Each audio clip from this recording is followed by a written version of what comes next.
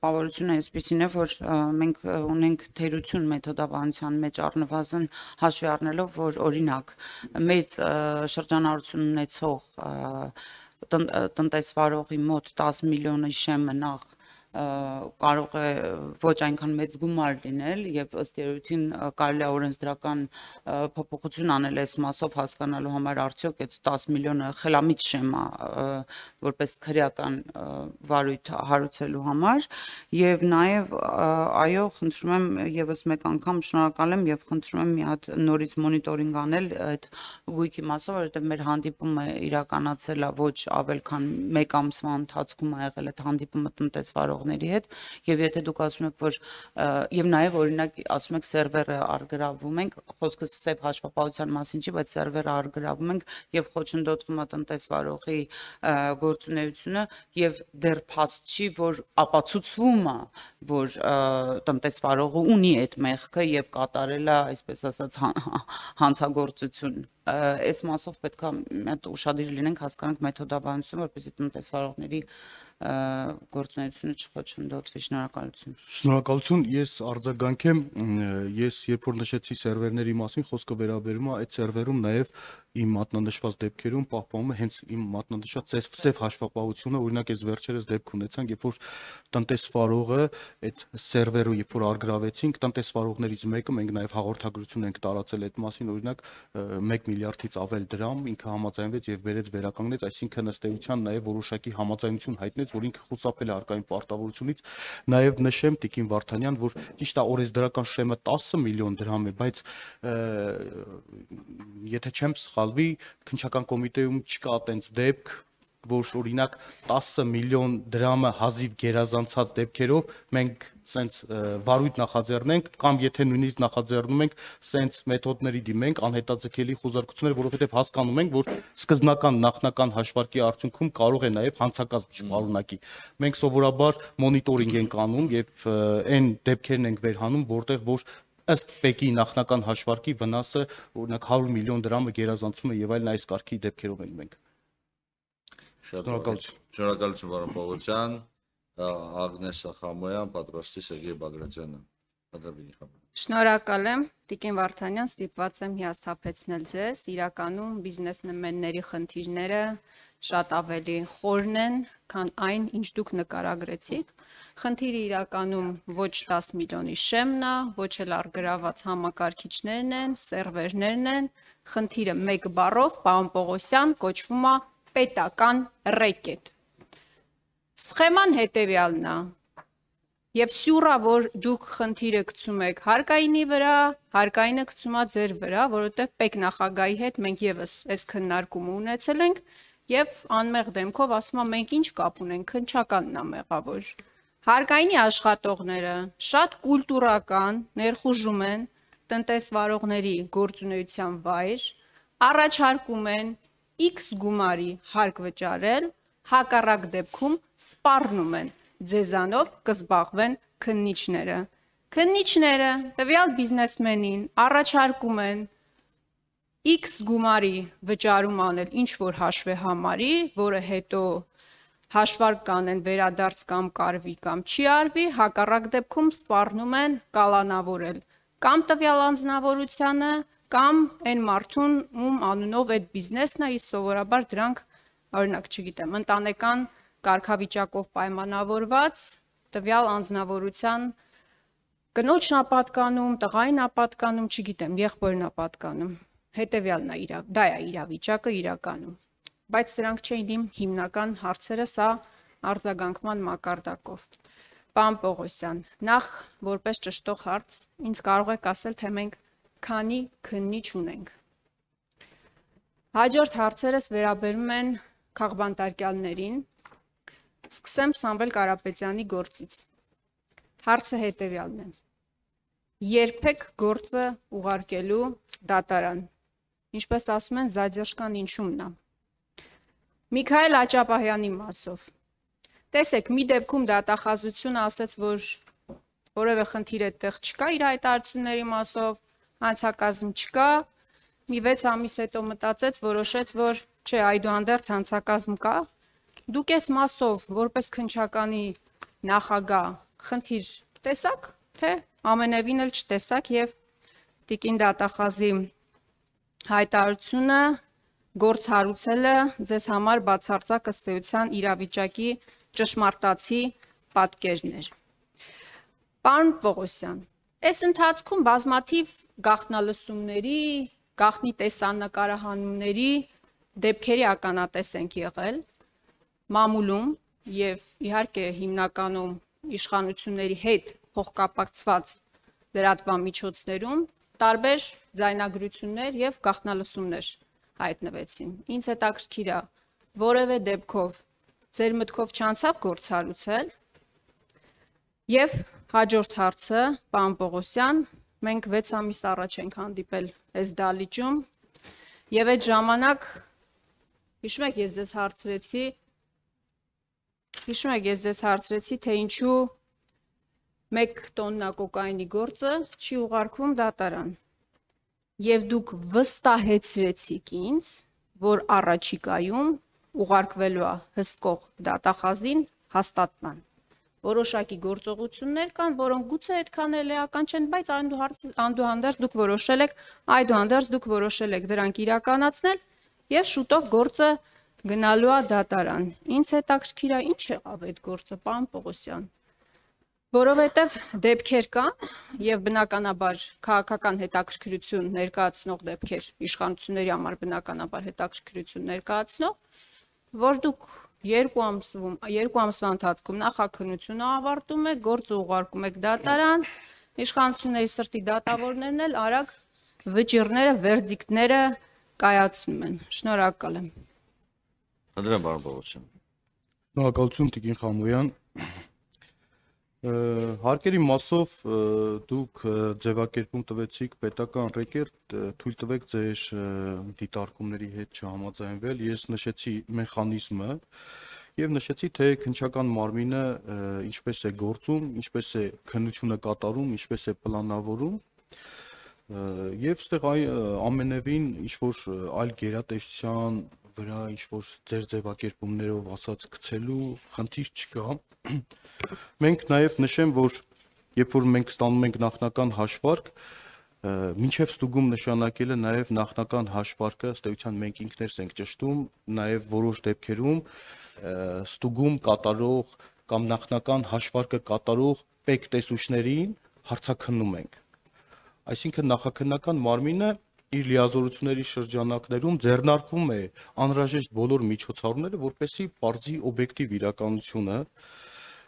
Ես նաև չեմ բացառում դեպքեր, երբ որ ես նշեցի արդեն իմ խոսքում, որ նախնական հաշվարկի արդյունքում հետագայում, երբ որ մենք ստուգում ենք նշանակում, ստուգման արդյունքում նաև ունենում ենք այդ սկզբնական այդ թիվը, որ մատնանշվել է նախնական հաշվարկում, ունենում ենք նաև էական տարբերություններ, բայց ես նաև իմ խոսքում նշեցի, որ մենք 10 միլիոն դրամը հազիվ գերազանցող դեպքերով չենք զբաղվում, թեև օրենսդրորեն մենք պարտավոր ենք վարույթ նախաձեռնել եւ ունենք դեպքեր, երբ որ բազմաթիվ դեպքերում վարույթներ չենք նախաձեռնում, սա է մեխանիզմը։ Ես հասկանում եմ, որ այս դեպքերով, երբ որ կոնկրետ քրեադատավարական միջոցներ է ձեռնարկում, որոնք միջամտում են նաև որպես այդպիսին տնտեսվարողի գործունեությունը, ինքը նաև որոշակի դժգոհություններ կարող է գեներացնել։ Եվ այս առումով նաև քննչական մարմնում անկախ նրանից, թե օրենսդրական նվազագույն շեմը 10 միլիոն դրամն է գերազանցում, մենք նաև հիմնականում վեր ենք հանում այն դեպքերը, երբ որ պարտադիր կարգով մենք մեր ստուգման արդյունքներով պարզում ենք, որ իրականում անձը խուսափել է հարկային պարտավորություններից։ Այս մասով սա ինչ վերաբերում է Միքայել Աճապահյանի հետ կապված դեպքին, տիկին Խամոյան, նշեմ, որ դուք նշեցիք, որ դատախազը գործ է հարուցել, բայց քրեական դատավարության օրենսդրությամբ դատախազը գործ քրեական վարույթ նախաձեռնելու լիազորություն չունի։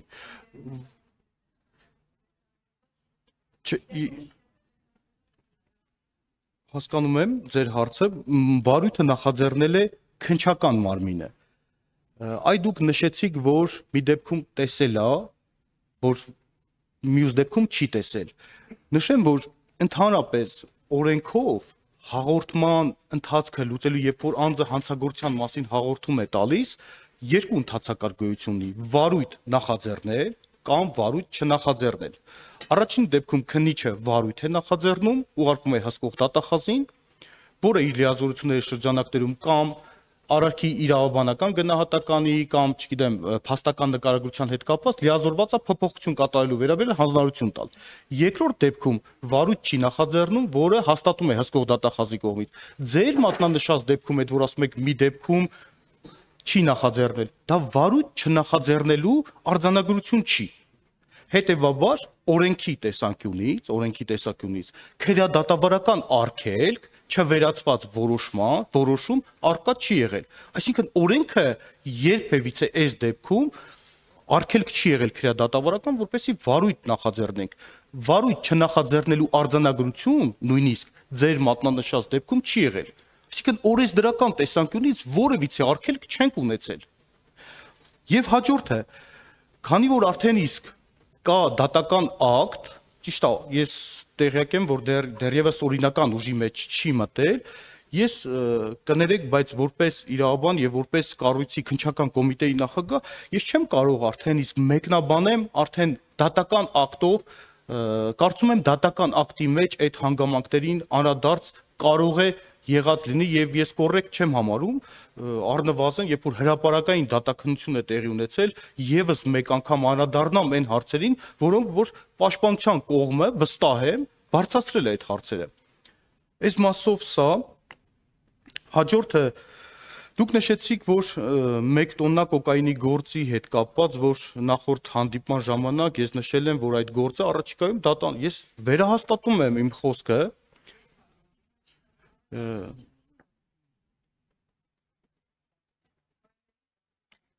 Տիկին Խամոյան, ժամկետները գործերի քննության, մեկին նախատեսել քրեական դատավարության օրենսգրքով հստակ է, խնդրեմ պարոն Պուլսյան։ Չեմ խանգարում։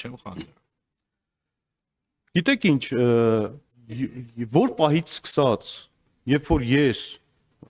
որպես քննչական կոմիտեի նախագահ ձեզ հստակ օրով, ժամով ասեմ, որ այս պահին գործը դատան է, որ դա լուրջ չի ընկալվի։ Գիտեք, ես նշել եմ առաջիկայում գործը դատան է ուղարկելու։ Ի տարբերություն մյուս հանգամանքների քրեադատավարական օրենսգիրքը սահմանում է ժամկետներ, որը կախված է քրեական հետապնդման առավելագույն ժամկետների հետ, առավելագույն ժամկետների երկարաձգման մեխանիզմներ է նախատեսում է այդ ընթացքում քրեական հետապնդման ժամկետները կասեցնելու ընթացակարգեր, այսինքն վստահ եղեք, որ մենք այդ ժամկետները պահպանել ենք եւ պահպանելու ենք։ Սա մեկ։ Երբ որ ես նշում եմ, որ առաջիկայում նշանակում է քրեադատավարական օրենքով նախատեսված քրեական հետապնդման առավելագույն ժամկետների տիրույթում մենք գործը ավարտելու ենք իմ մատնանշած վախճանով։ Ինչ վերաբերում է, որովհետև ես նաև հագագծեր բացեմ, որովհետև այստեղ նախաքննական գաղտնիք չի, մենք նաև ստացել ենք որոշակի տեղեկություններ այս ընթացքում, որոնք որ եւս մեկ անգամ ապացուցել են կոնկրետ անձի մեղավորությունը, ըստ մեզ ձեռք ենք բերել նաև ապացույցներ, ուղիղ ապացույցներ ընդ որում, բայց նաև քննչական մարմինը ըստ էության նաև իրավական օգնությունների հետ կապված խնդիր կա, որը ըստ էության մեզնից կախված չի այդ իրավական օգնությունների կատարման հանգամանքը, որ պահից սկսած մենք կավարտենք այս ապացուցողական գործողությունները, կսպառենք մեր լիազորությունները, վստահ եմ այս պահին էլ ձեռք բերված ապացույցները բավարար են, որպեսզի իմ մատնանշած վախճանով այդ գործն ավարտի եւ նորից եմ վերահաստատում այդ գործը ունենալու է դատական վախճան։ Այլ ելք պարզապես չկա այդ գործով։ Դուք Տիկին Խամոյան հանգիստ եղեք, այդ գործը գնալու է դատարան։ Դուք նշեցիք նաև գաղտնալսումների հետ կապված, որ գաղտնալսումներ մենք ստացել ենք հաղորդումներ տարբեր դատավարության մասնավոր մասնակիցների կողմից, տարբեր ֆիզիկական անձանց կողմից գաղտնալսումների հետ կապված, երբ որ հաղորդումներ են ներկայացրել, որքան տեղյակ եմ, այդ դեպքերով քննիչը որոշում է կայացրել վարույթ չնախաձեռնելու վերաբերյալ, ես հիմա չեմ կարող այս պահին ասել վարույթ չնախաձեռնելու արձանագրությունը հաստատվել է հսկող դատախազի կողմից թե ոչ, որովհետև հնարավոր է իրավիճակ, երբ որ քննիչը որոշում կայացնի վարույթ չնախաձեռնելու վերաբերյալ, հսկող դատախազը չհաստատի եւ հանձնարարի, որպեսի վարույթ նախաձեռնվի։ Հիմա ես կոնկրետ այդ դեպքերով չեմ ուզում ընդհանրական ասեմ, բայց նաեւ նշեմ, որ նաեւ նախկինում ենք ունեցել բազմաթիվ այդպիսի դեպքեր, երբ որ անձինք ըստ էության նաեւ հաղորդում են ներկայացրել, որ ենթադրաբար խախտվել է իրենց հեռախոսային նամակագրության գաղտնիության իրավունքը, վարույթ չենք նախաձեռնել եւ դատական կարգով բողոքարկել են եւ որքան տեղյակ եմ նաեւ դատարանը ըստ էության արդյունք չեն գրանցել, ես մոնիտորինգ չեմ իրականացրել այդ դեպքերով, բայց նշեմ, որ նաեւ Տիկին Խամոյան ընդհանրապես քրեադատավարական օրենսդրության մեջ քննիչը ինքնուրույն է եւ այս առումով քննիչը ինքնուրույն է որոշում կայացնում օրենքով եւ իրավական ակտերով իրեն վերապահված լիազորությունների շրջանակներում եւ պատասխանատու է իր կատարած որոշումների համար, հետեւաբար այս առումով քննիչն է որոշում կայացնում վարույթ նախաձեռնել թե չնախաձեռնել։ Այսքանը հարցը կկրկնեք, ինչ հարց։ Տիկին Խամոյան, չգիտեմ այդ հարցին ինչ պատասխանեմ։ Մենք քննություն ենք անում, նախաքննություն ենք իրականացնում։ Այդտեղ նախաքննություն է իրականացվում, գործը գիտեք, որ ինքը հավանաբար տեղյակ եք, որ ինքը հսկայածավալ քրեական վարույթ է։ Հսկայածավալ քրեական վարույթ է, այնտեղ մենք գործ ունենք փողերի լվացման հետ, այդ հանցակազմի հետ գործ ունենք, այնտեղ գործ ունենք խարդախությունների հետ, հարկերը չվճարելուց խուսափելու հետ, այսինքն քրեական վարույթը իր ծավալով աննախադեպ է եւ քրեական վարույթով բազմաթիվ քննչական եւ այլ վարույթային գործողություններ են կատարում, որ պահին ավարտենք այդ գործողությունները, վստահաբար կորոշվի նաեւ քրեական վարույթի ելքը։ Այսքանը կարող եմ պատասխանել։ Ես նշեմ, որ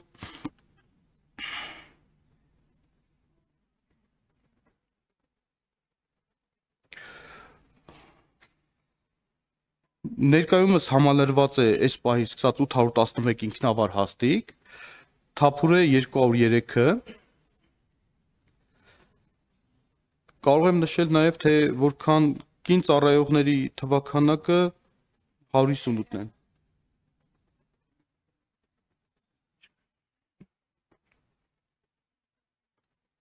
Արձագանք ունեք, Տիկին Խամոյան։ Իհարկե ունեմ, պարոն Պողոսյան, առաջվա էնտուզիազմը չկա։ Որովհետև դուք էլ շատ լավ գիտակցում եք, թե ինչ եք անում եւ ինչպիսի պատասխանատվություն է սպասվում ձեզ։ Այս ձեր անկեղծությունը ուզում եմ ընդգծել։ Նախ ես ուրախ եմ, որ դուք չհերքեցիք, որ քննիչները բիզնեսմեններին ստիպում են X գումար մուծել, հակառակ դեպքում սպառնում են նստել կամ նստեցնել։ Որևէ ազգակցի։ Այս մասով ես խնդրում եմ այս արձանագրումը անենք։ Ես պատահական չհարցրեցի, թե մենք քանի քննիչ ունենք, պարոն Պողոսյան։ Մենք ունենք 810 քննիչ փաստորեն։ Սամվել Կարապետյանի գործով եւ պատահական չհարցրեցի, թե հունիսի 17-ից գործը ինչի չեք ուղարկում դատարան, որովհետեւ 811 քննիչներից 52-ին դուք ներգրավվել եք Սամվել Կարապետյանի գործի մեջ։ 52 քննիչ եք ներգրավել եւ գործը չեք կարողանում ուղարկել դատարան։ Ես կանխատեսում եի, որ դուք կասեք, որ այնտեղ փողերի լվացում կա, ծավալուն է գործը եւ այլն եւ այլն։ Մեր ձևով եկեղեցին պաշտպանելու հատվածը առանձին ուղարկեիք դատարան։ Ինչի չեք արել, որովհետև ձեզ պետքա, որ Սամվել Կարապետյանը մնա կալանքի տակ։ Ամեն ինչ շատ պարզ է։ Միջին վիճակագրական հայ մարդու մոտ պարզ է։ Պարոն Պողոսյան, այլ հարց եմ ուզում տալ։ Սամվել Կարապետյանի հետ որևէ գործողություն կատարվել է քննչական։ Օրինակ, հարցաքննություն եղել է, թե չի եղել։ Առերեսում եղել է, թե չի եղել։ Ես գիտեմ, որ չի եղել։ Փաստաբաններն էլ պնդում են, որ վատ եք աշխատում։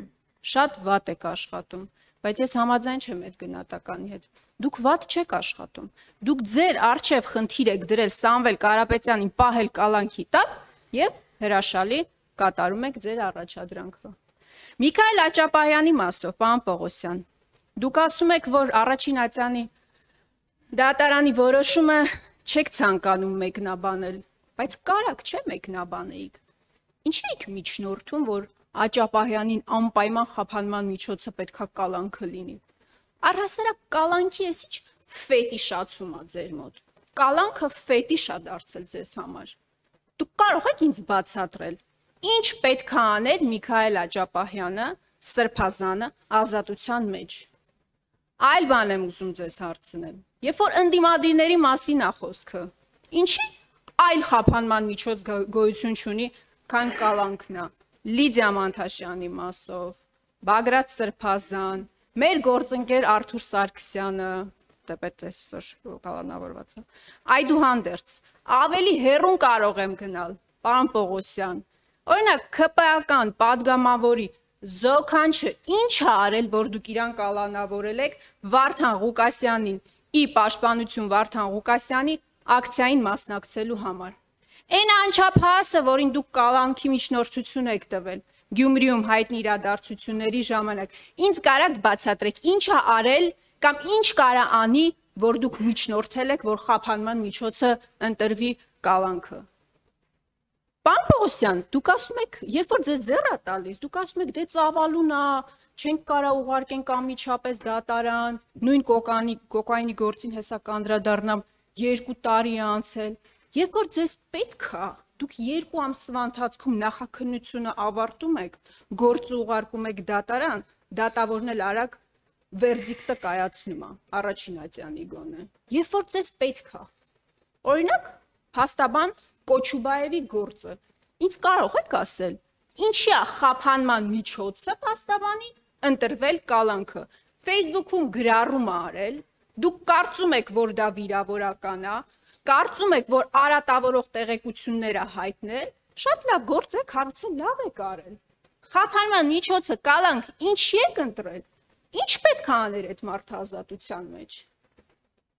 Նորից եմ ասում, իրա ստատուսը պետք է խմբագրել, վախեցել եք, որ կարող է խմբագրել ստատուսը, դրա համար խափանման միջոցը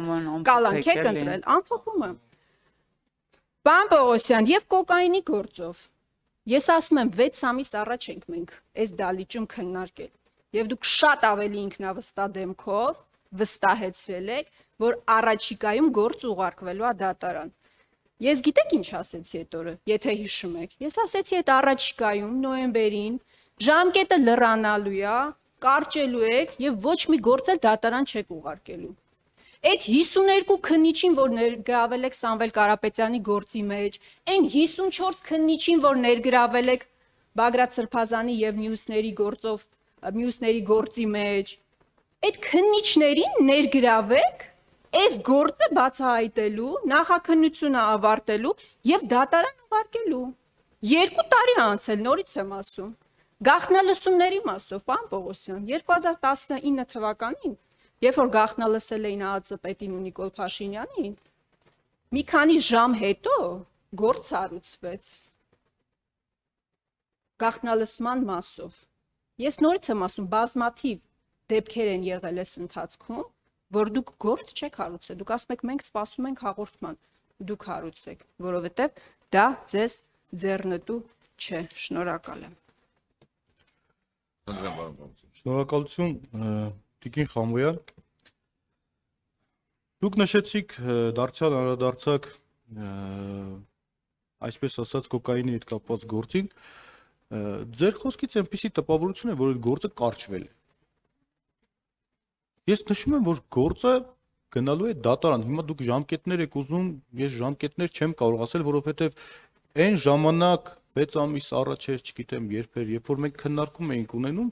մենք պլանավորել էինք կատարել որոշակի քննչական գործողություններ, բայց ի տարբերություն քրեադատավարական օրենսդրությամբ հնարավոր է այնպիսի իրավիճակ, երբ որ մենք այն ապացույցը, որը որ պլանավորում ենք ստանանք, ապացույցը ստանալուց հետո դարձյալ կարիք է լինում որոշակի գործողություններ կատարել։ Ես հիմա ոնց մեկնաբանեմ ձեր ասածը։ գործը չի կարճվել, քրեական հետապնդումը չի դադարեցվել, մենք գործում ենք քրեադատավարական օրենսդրությամբ սահմանված ժամկետների խստիվ պահպանմամբ եւ ես ձեզ նշեցի քրեական վարույթը ինչ ելք է ունենալու։ Հիմա սրանից ավել ես չեմ կարող որևիցե այլ մեկնաբանություն տալ։ Նշել եմ, որ գործը ունենալու է դատական վախճան, կունենա դատական վախճան։ Հուսով եմ ինձնից չեք ակնկալում նաև ստանալ, թե դատարանում այդ գործը ինչ ելք է ունենալու։ Նշում եք, որ 52 քննիչ են ներգրավել Սամվել Կարապետյանի վերաբերյալ քրեական վարույթով։ Ես նշեմ, որ ընդհանրապես դուք ո՞նց եք պատկերացնում, երբ որ դուք մտածում եք, որ այդ 52 քննիչը երբ որ ներգրաված է մեկ գործով, այդ քննիչը հետագայում այլ քրեական վարույթներով որևիցե գործողություն, ես ձեր ընկալմամբ եմ ասում, որ որևիցե գործով չի զբաղվում, ամենևին դա այդպես չէ։ Տիկին Խամոյան, այստեղ նրբություններ գոյություն ունեն, երբ որ սկզբնական վարույթ ենք նախաձեռնում, կապված այն առաջնային քննչական գործողությունների կատարման բնույթից, տեսակից, քանակից ես կամ քրեադատավարական վերադասը որոշում է կայացնում X քանակով քննիչներ ներգրավելու քննչական խումբ ստեղծելու վերաբերյալ։ Օրինակ, միաժամանակ երբ որ պետք է կատարվի օրինակ 100 խոզարկություն, քննչական մարմնի ղեկավարը որոշում է կայացնում առնվազն 100 հոգուց բաղկացած քննչական խումբ ստեղծելու մասին։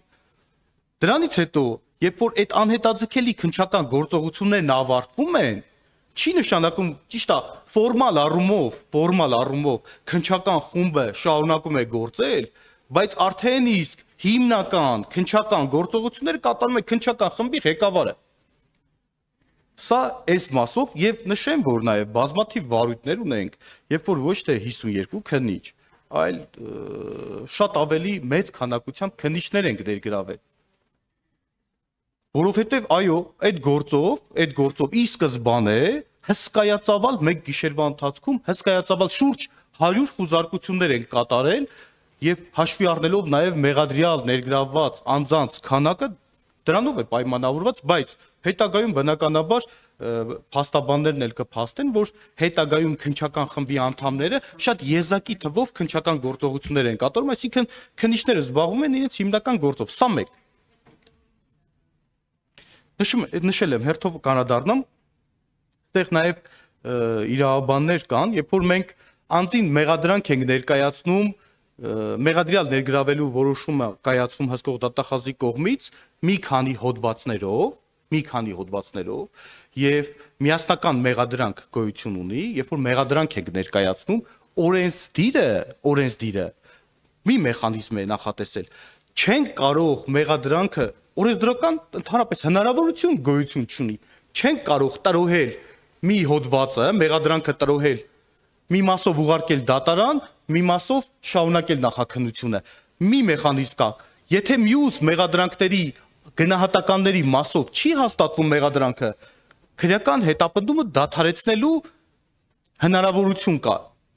Այսինքն մեղադրանքը չեն կարող տրոհել, այս էլ ձեր հարցի պատասխանը, հույս ունեմ այս առումով գոնե սպառիչ պատասխան ստացաք։ Հաջորդը Տիկին Խամոյան, նշում եք, որ օրինակ Սամվել Կարապետյանի հետ որևէ գործողություններ կատարվել են, թե ոչ։ Ես նախ հիմա չեմ պատրաստվում ներկայացնեմ, թե օրինակ դուք մտածում եք, որ ենթադրաբար այդպես եք կարծում, որ քննության ջանասիրությունը կապված է բացառապես անձի հետ գործողություններ կատարելու հանգամանքի հետ, ամենևին ոչ։ Քննությունը ոչ միայն տվյալ կոնկրետ մեղադրյալի հետ կապված գործողությունների կատարում է ենթադրում, հարցաքննություններ, առերեսումներ, ոնց որ դուք նշեցիք, այլ նաև բազմաթիվ այլ գործողություններ, որոնց մեղադրյալը կարող է եւ պարտադիր չէ, որ մասնակից լինի։ Չեմ հաստատում։ Ընդրում եմ, էլի։ Չեմ հաստատում։ Իրանքից օգտվեցիք։ Կոնկրետ մեղադրյալի հետ կապված գործողություններ կատարվել է, բայց քանակը ես չեմ կարող նշել։ Հիմա հաջորդը հարցնելու եք, երբ է կատարվել, քանի անգամ է գործողություններ մի քանի անգամ կատարվել են։ Գործողություններ կատարվել են, ընդ որում մի քանի անգամ։ Բայց նույնիսկ եթե այդ գործողությունները չկատարվեին, նախաքննությունը չի ենթադրում, որ ձեր ասած ջանասիրությունը պայմանավորված լինի բացառապես մեղադրյալի հետ գործողությունները իրականացնելով։ Այս մասով սա, հաջորդը դուք նշում եք կալանքը պետիշ եք դարձրել, ես վիճակագրություն եմ հանել Տիկին Խամոյան։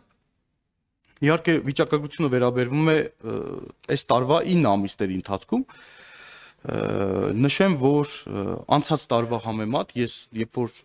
այս տարի էր, երբ որ ես ասացի, որ կալանքների հետ կապված մենք որոշակի փոփոխություններ կատարենք մեր մոտեցումները եւ այլն կալանքի միջնորդությունները, մենք ունենք կալանքների միջնորդությունների թվի զգալի նվազում։ 16 Չէ, լսեք, չէ, բայց մենք չենք տարբերակում ձեր համար, դա քաղաքական, մեր մոտ քաղաքական գործ հասկացողություն չկա։ Ընդհանուր թիվն եմ ներկայացնում 16.4%-ով, դա հսկայական թիվ է կազմում, 16.4%-ով նվազում ունենք։ Սա արձանագրում եմ, նաև նշեմ, թե դա ինչի արդյունքում է, որովհետև հանրարական է տրվել այդ մասով, որ հարուցել միայն բացառիկ դեպքերում եւ խիստ անհրաժեշտության դեպքում, ընդ որում ստեղ նաև դուք նշում եք մի քանի գործեր վկայակոչեցիք։ Այո։ Գիտեք ինչ, Տիկին Խամոյան, երբ որ մենք օրենքով հստակ մեխանիզմներ գոյություն ունի եւ կալանքի իրավապայմաններ գոյություն ունի, երբ որ համապատասխան հիմքերը արկա են լինում, քննիչը միջնորդություն է ներկայացնում դատարան, որպես անձի նկատմամբ կալանքը որպես խափանման միջոց ընտրվի։ Եվ քննիչը չի որոշում, չէ, քննիչը չի որոշում, որ անձը քննիչը կալանքի միջնորդություն է ներկայացնում, բայց դա դատարանն է որոշում, որովհետև համապատասխան Համայան, ես ներողություն, պարոն, հազար ներողություն, տեսեք։ Քննչական կոմիտեն իրոք իրավասու է եւ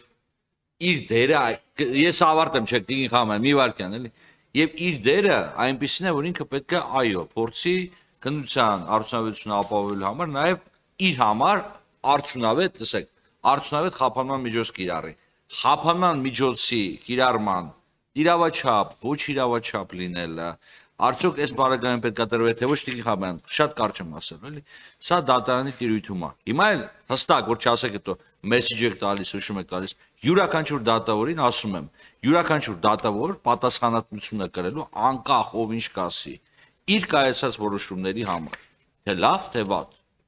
Եվ այստեղ վերջակետ դնենք, որտեվ կալանքի թիվը կարա ավելանա պակասի, ոչ թե նրանից, որ չգիտեմ, քննչական կոմիտեն շատ կալանք է տանում, այլ որտեվ իրավիճակ է ստեղծվում, որի պարագայում պարզապես այլ խափանման միջոց կիրառել չի կարելի։ Մեթոդաբանության խնդիր ունենք, եկեք շտկենք, սա էլ օրենսդրական խնդիր։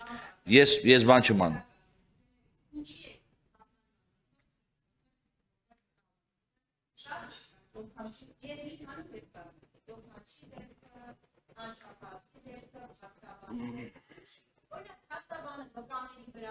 Ազդեցություն ունենար երկրից կարար փախներ նախաքննության վրա կարար ազդել։ Մենք իրավաբան չենք, բոլորս գիտենք, չէ՞, որոնք են հիմնական հիմքերը, ասեք։ Ես նշեցի, որ համապատասխան հիմքերը քննիչը ունեցել է։ Այդ հիմքերը Տիկին Խամոյան ոչ թե կանխատեսելի բնույթ ունեն, քննիչն է որոշում, միջնորդություն ներկայացնել թե ոչ, եւ վերջնական արդյունքում դատարանն է որոշում, այդ հիմքերը բավարար են եղել թե ոչ։ Դուք նշում եք, որ օրինակ, չգիտեմ, մի քանի գործեր էլ մատնանշեցիք, Տիկին Խամոյան, ասենք օրինակ, չգիտեմ, դուք վկայակոչում եք, չգիտեմ, ձեր գործընկերոջ հետ կապված գործ Արտուր Սարգսյան եւ այլ, դուք ո՞նց եք պատկերացնում, օրինակ, այն արարքը, որ մեղսագրվել է, կոնկրետ այդ անձանց մենք դիտարկեինք այլընտրանքային խափանման միջոց կիրառելու հնարավորությունը։ Կարծում եմ, էսի լուրջ չի։ Հաջորդը դուք նշում եք Գյումրու դեպքերի հետ կապված,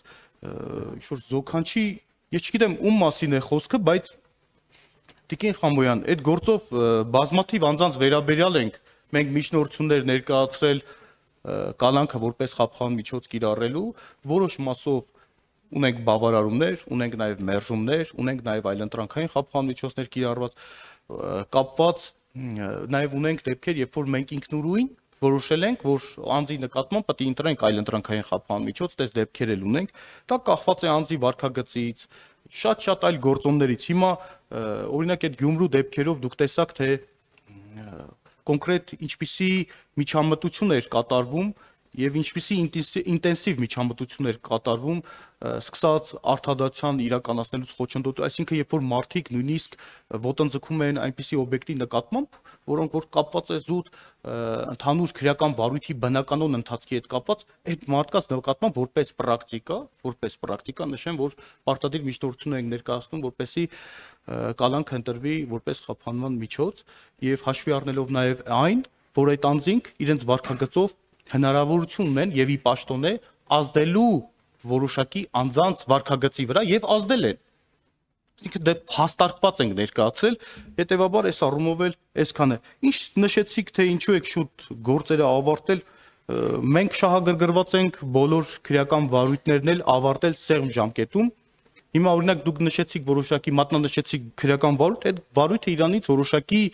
բարդություն եւ այսպես ասած քննություն կատարելու անհրաժեշտություն չկար, այնտեղ որոշակի գործողություններ սկզբնական շրջանում կատարել ենք, անհետաձգելի գործողություններ բազմաթիվ եւ հենց դրանով ես մտածում եի, որ այս առումով դուք պետք է գոհունակությամբ արձանագրեք, որ քրեական վարույթը ավարտել ենք սև ժամկետում, անձը տևական ժամանակ չի մնացել կալանքի տակ, բայց ստացվում է մի իրավիճակ, երբ որ դուք ասում եք, որ ինչի այդ գործը շուտ ավարտեցիք, որովհետեւ այդ գործով սկզբնական գործողությունները ավարտեցինք եւ գտանք, որ գործը պետք է ուղարկենք դատամին։